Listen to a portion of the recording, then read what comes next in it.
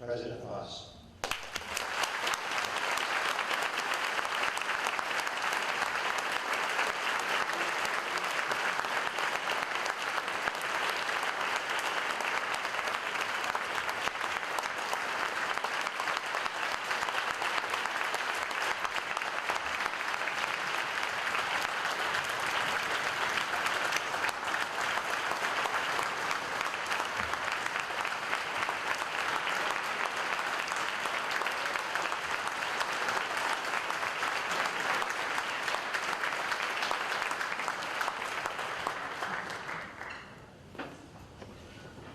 Bismillahirrahmanirrahim.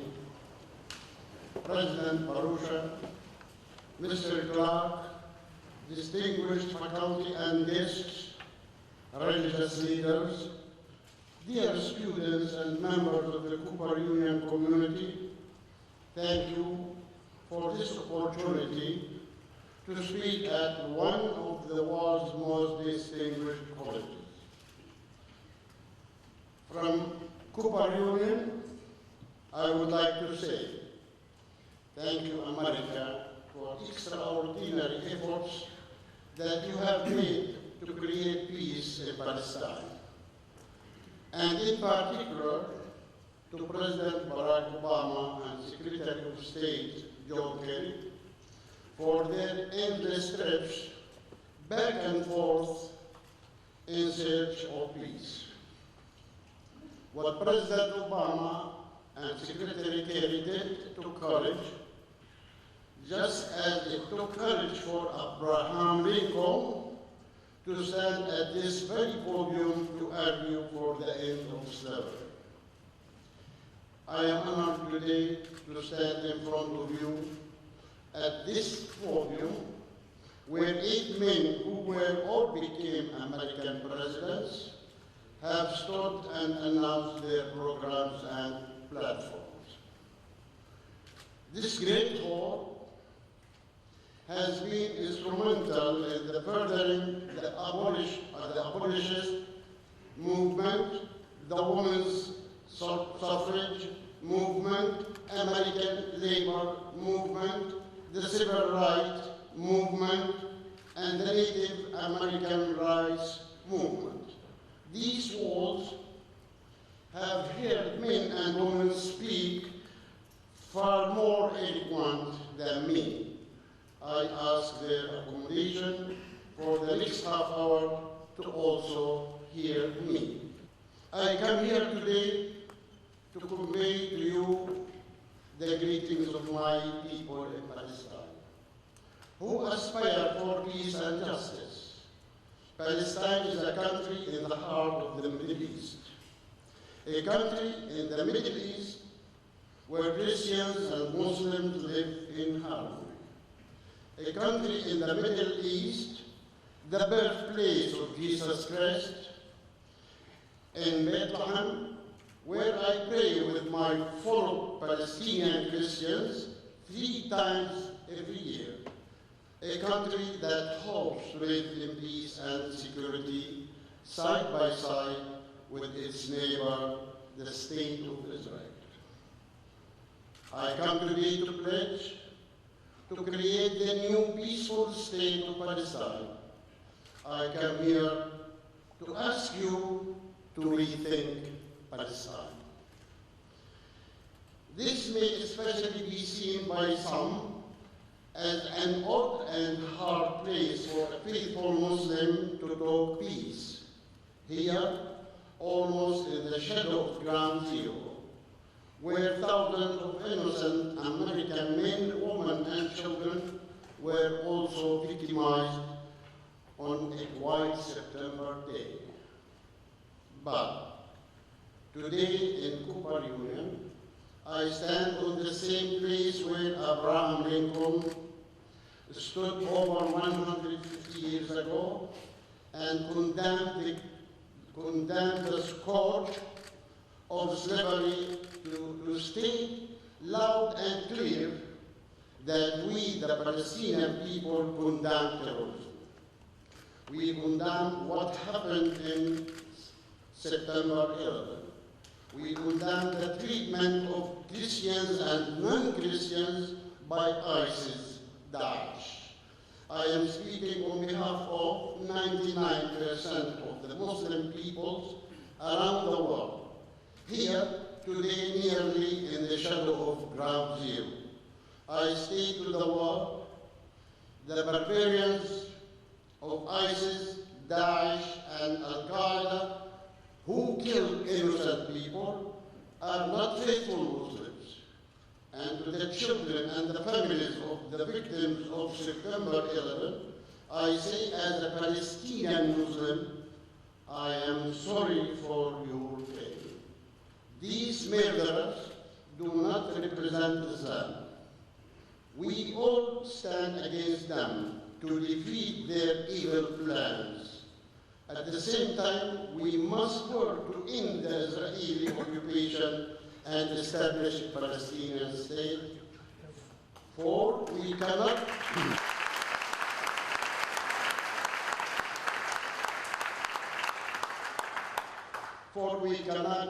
fight terror only by the gun.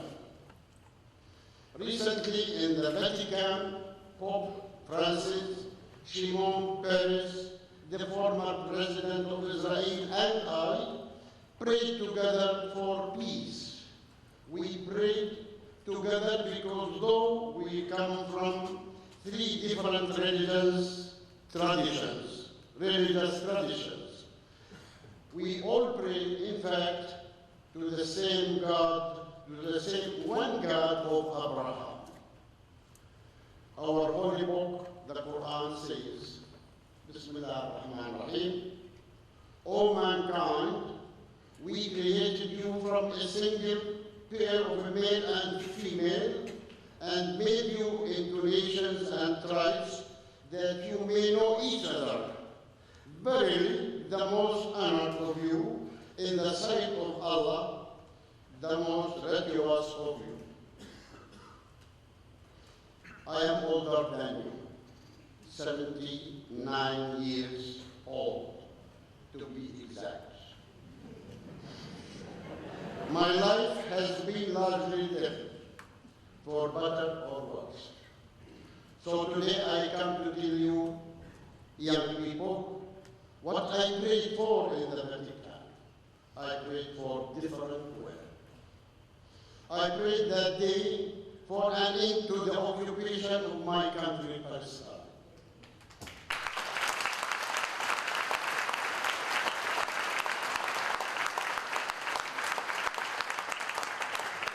I prayed for a free and independent Palestine that will live side by side in peace, security, and prosperity with its neighbor, the State of Israel.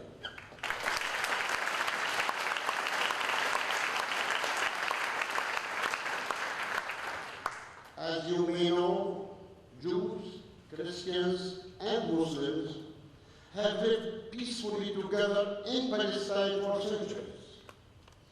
So peace between religions runs through the heart of the most sacred city in the world, Jerusalem. Peace between the world's religions runs through Jericho, the oldest city on earth. Peace between the world's religions runs through Palestine.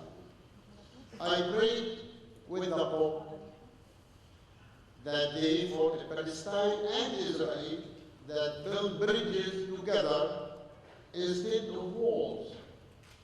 I made a prayer that someday I will be able to inform the United Nations Convention on the elimination of all forms of discrimination against women, which I have signed, and that we can make our new state of Palestine a model of women's rights in the Arab world.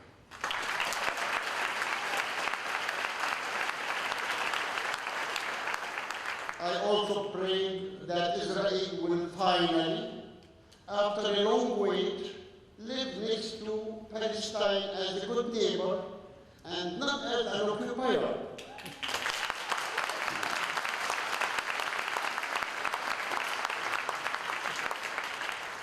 so we Palestinians can continue to build our institutions for a modern and open state and society. I made a prayer for an America that is a real friend of Israel, not a false friend. And just as real friends do not let friends drive drunk.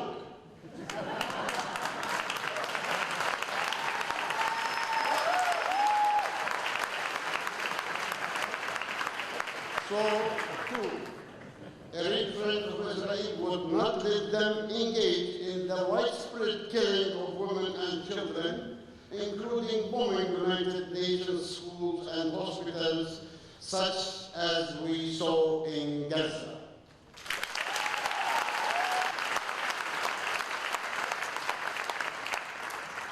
Just as real friends in America don't let friends break the law.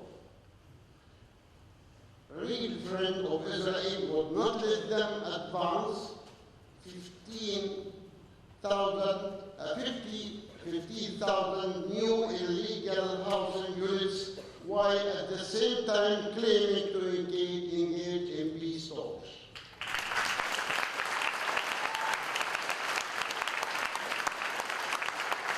Just as real friends in America don't let their friends abuse their neighbors' children, America, as a real friend of Israel, wouldn't let them routinely arrest, beat, and jail without charges Palestinian children,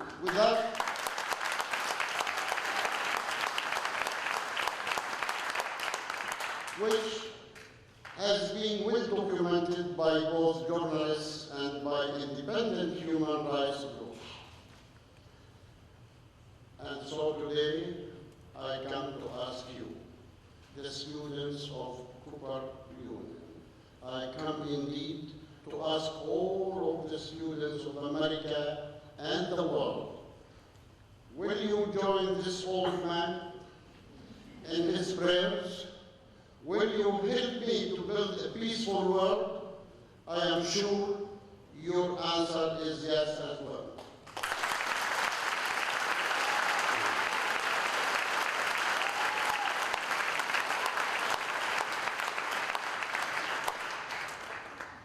Will you build this world I pray for?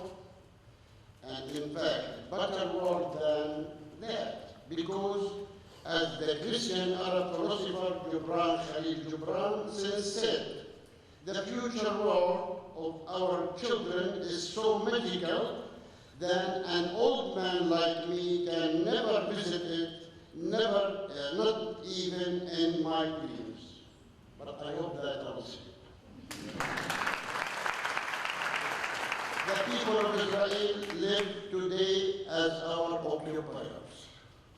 And without a permanent vision of a peaceful coexistence with their very closest neighbors, not acceptable. My people in Gaza live under siege by Israel without freedom of travel or of trade, with 80% of them now reliant on foreign aid and in constant fear of being randomly bombed. They live locked in an open-air prison, not acceptable. Today, Israel maintains control of Gaza airspace, territorial waters, electromagnetic sphere, population registry, and the movement of all goods and people. The relatives of the very people in Gaza that Israel just killed even have to apply to Israel to obtain their death certificates. Is that free people? Not acceptable.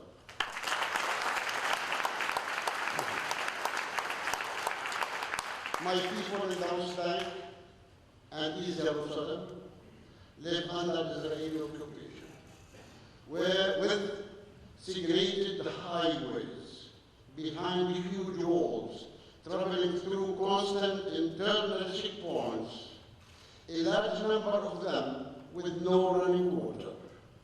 a large number of them still in refugee camps for decades, with no right to a fair trial and no right to post bail, often physically beaten and abused upon arrest and with little hope for the future. Palestinians today have far fewer rights than African Americans in America had in the 1950s. Not acceptable.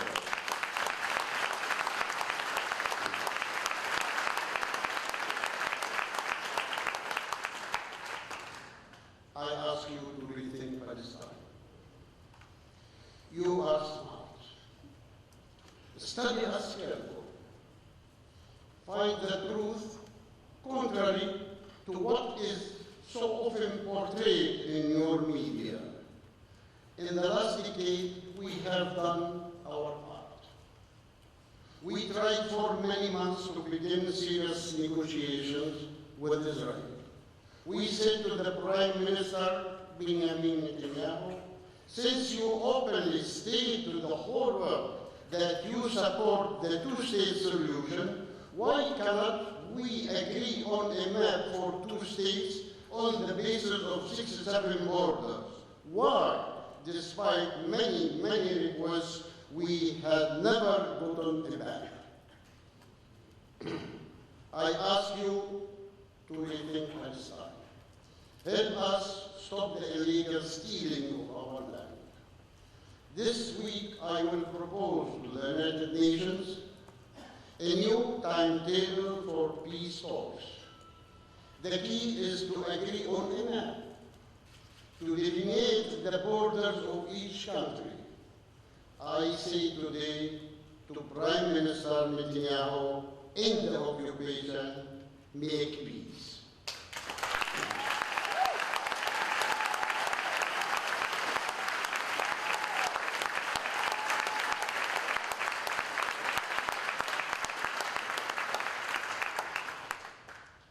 Quarter century has passed since the Palestine Liberation Organization officially endorsed the two-state solution. In a historic decision that has since been accepted by all the Arab states, Palestine recognized the state of Israel based on pre-67 borders, conceding over 78% of historic Palestine, rather than accepting 78% of the land in question. The current Israeli government has chosen to use the peace process as a smokescreen for more colonization and oppression. We still wish to believe that our Israeli neighbors do not expect the Palestinian people to live under a system of apartheid. The desire of peace and freedom-loving nation for independence cannot be eliminated by force. We are the only people. We are the only people on earth still live under occupation. Not acceptable.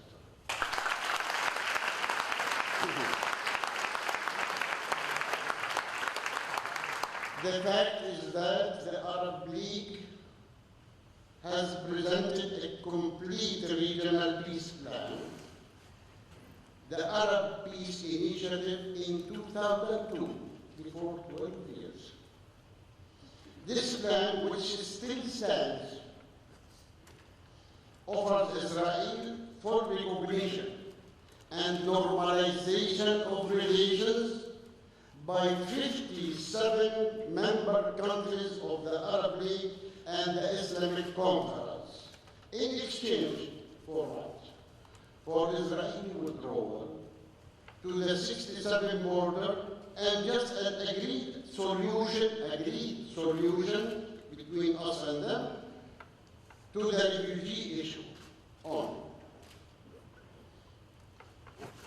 The refugee issue based on United Nations General Assembly Resolution 18 194, so our Nakba, which they deny, our Nakba can come to an end. Arab countries are the primary Arab countries. If anyone ever again tells you that the Arab countries are the primary barrier to peace, that is simply false. And it has been this way for over a decade. Rethink Palestine. Help us stop the illegal stealing of our land. Prime Minister Netanyahu, end the occupation, make peace.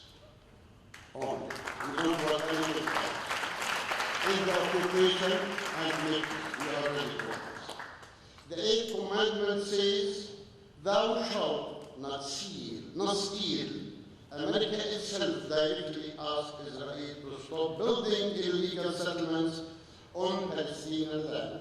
But then Israel did the opposite. During the last 9 months of negotiations, sponsored by the United States, after being asked to free settlements, Israel advanced housing units of 55,000 new settlers in occupied territories. 55,000 new settlers in the occupied territories, bringing to 600,000 the Israeli settlers population in the West Bank. They have now in the West Bank 600,000 settlers, illegal. And for the West Bank and East Jerusalem. Is it stealing land covered by the 8th commandment? Under international law, Israel has no right to take that land. Israel's constant confiscation of our land is our most pressing and fundamental problem. It obstructs the achievements of a just and lasting peace with Palestine. This Israeli conduct reminds us of the wise words of late President Kennedy. What President Kennedy said. We cannot negotiate with those who say, what's mine is mine, and what's yours is negotiable.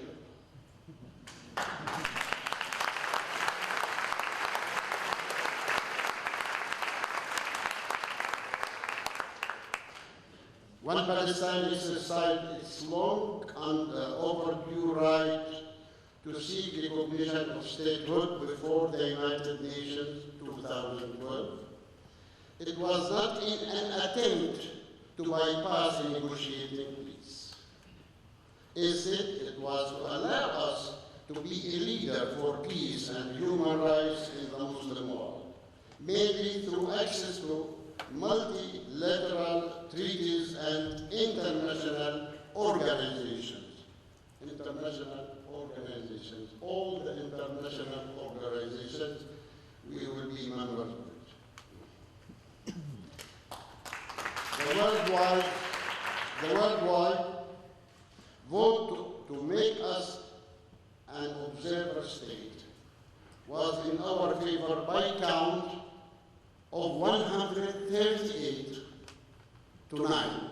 138 to 9 in our favor. Only 9 countries in the entire world opposed our application.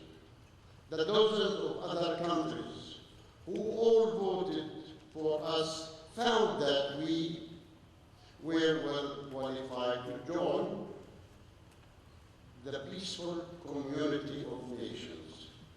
These countries have all rethought Palestine just as you must do now.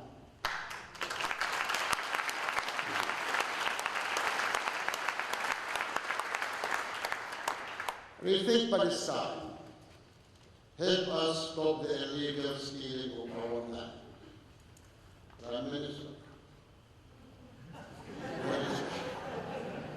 Prime Minister Benjamin Netanyahu. Enough. Enough is enough. End the occupation.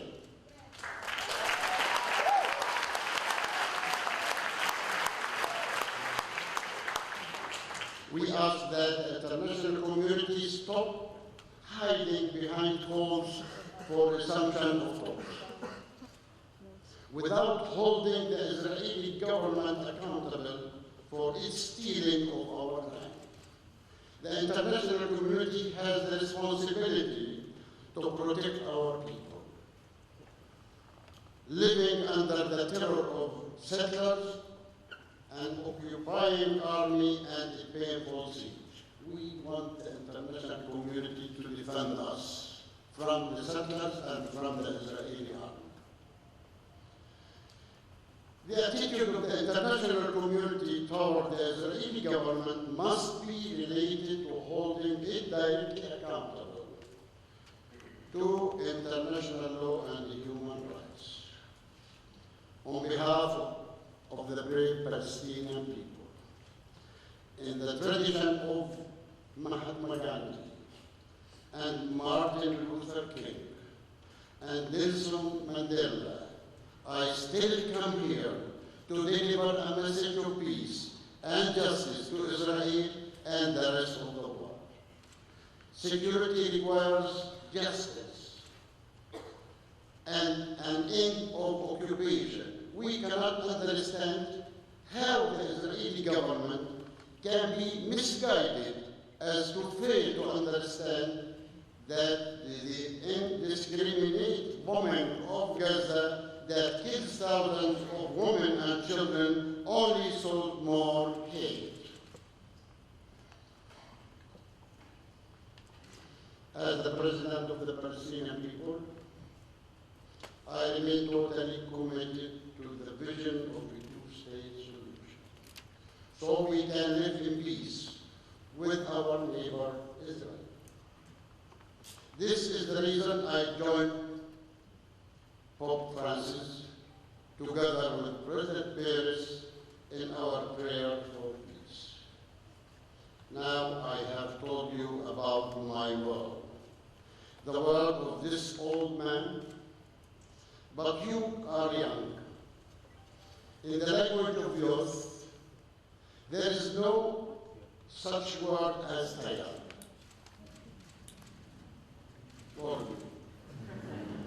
In the vocabulary of youth, there is no such word as failure. In Maine, here in America, in Maine every summer, young Palestinians, Israelis, Americans, Arabs, and others meet in a camp called Seeds of Peace. Seeds of Peace.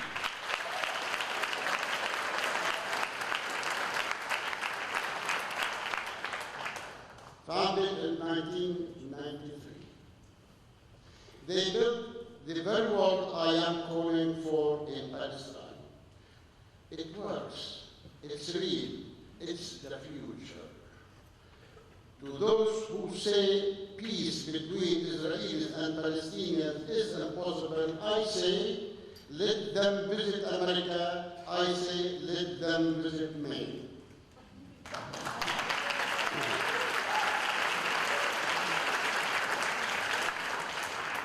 In closing at 79, maybe 89.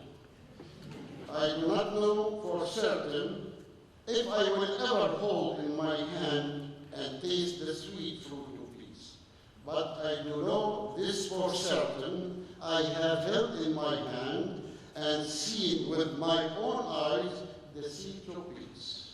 The seeds of peace are the young Palestinian, Israelis, Americans, and others all over the world who form peace groups on college campuses like J3 and Students for Justice in Palestine. Those are the seeds of peace.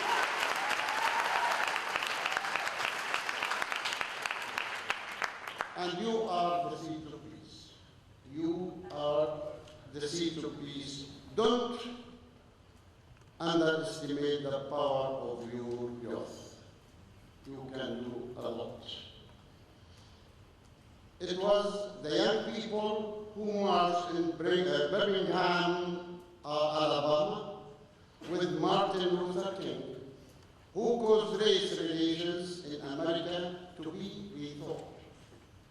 It was the young people in America whose protests on college campuses against the Vietnam War forced that war to be rethought. It was the young people in America whose protests on college campuses against apartheid caused that injustice to finally end. And I say this to you. You have the power to convince the American people to rethink Palestine.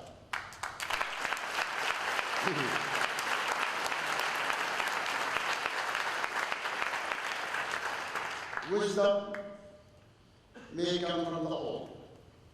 Passion for justice is the province of the young. The old ask, what day will justice come? But for the young, the time for justice is always now. In the vocabulary of youth, the time for justice is always right now, and so it should be. It was to the young that Nelson Mandela, a great friend of Palestine, once said that South Africa could never be fully free until Palestine was free.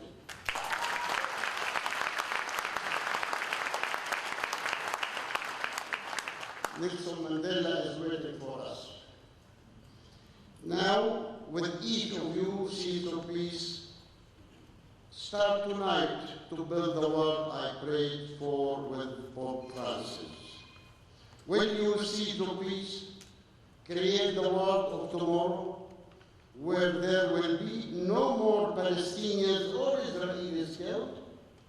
Will you see to please create a world that supports the 99% of peace-loving Muslims, Jews and Christians, and reject violence, radical religion? Will you see to please rethink Palestine and ask others to rethink it? Will you do that for the sake of Palestinians and Israelis? Of course, you will. Because here at this magnificent college, the Cooper Union, where magical things are created, as at colleges across America, religious and ethnic diversity already exists. You have already created in your universities a model of the very world of interreligious coexistence and peace and love that the old people try to tell you is impossible in my country. Don't believe them. Despite all Israeli attempts to make our nation accept a reality of exile and apartheid, under the cover of impunity, we continue our peaceful march towards freedom. Paraphrasing our late poet Mahmoud, you know Mahmoud, or heard about it. Standing here, we said, staying here, permanent here in Palestine, eternal here, and we have one goal, one to be. And I say, yes, we will be.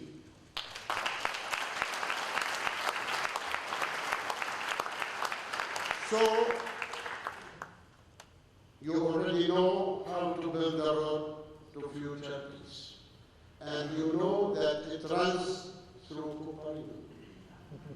It runs through America. And yes, it runs right through Jerusalem and Palestine. We have all made mistakes. But today I say, let us move forward. Let us forgive, not 7 times, but as Jesus himself said, 70 times, 7 times.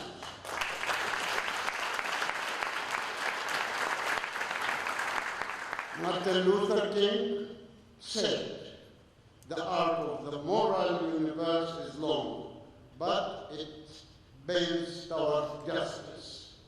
Today I say the arc of fear is long, but it circles back to love. I intend to close that circle. And today I humbly ask you, the medical students of Cooper Union, of America, and of the world, to be part of that change. Rethink Palestine. May God bless you. Thank you.